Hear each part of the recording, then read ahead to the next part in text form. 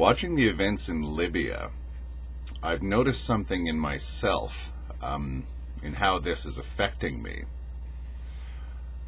On my human level, I really want the Libyan people to come out the winner in all of this.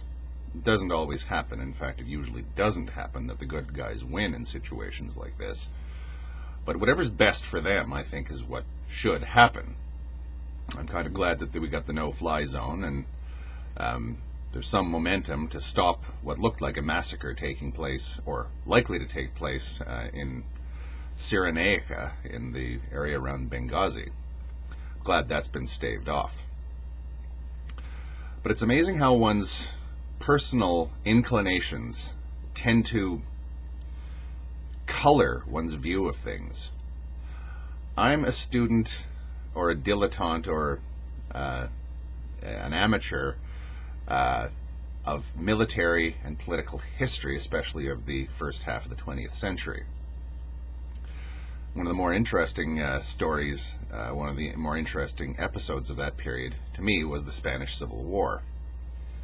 I can't help but see what's going on in Libya in much the same way as I now look back on the Spanish Civil War in a bookish sense, something I was never involved in, and I never even watched it unfold.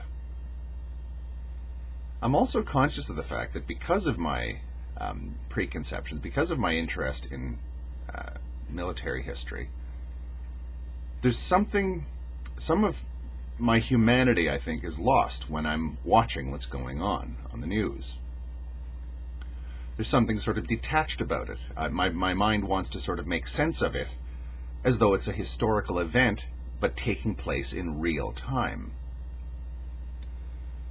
I think that in many ways we get dehumanized.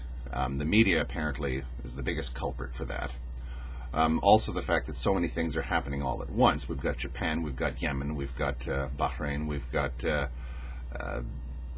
Libya going on, economic crisis. There's only so much the human mind can absorb at once. And again, my scapegoat for my sometime detachment from what's going on is all those books back there.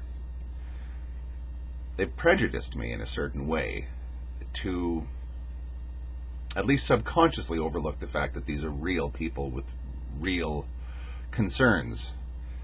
And that was brought home to me when I saw the reaction in Benghazi on the news last night when they declared the no-fly zone, and everyone was happy they'd basically gotten a commutation of a death sentence. It's hard to keep this up year in, year out when you're glued to the news. But these are real people. On both sides of every conflict, there are real people. It's funny how often one loses track of that. I guess that's the modern world for you. Thank you.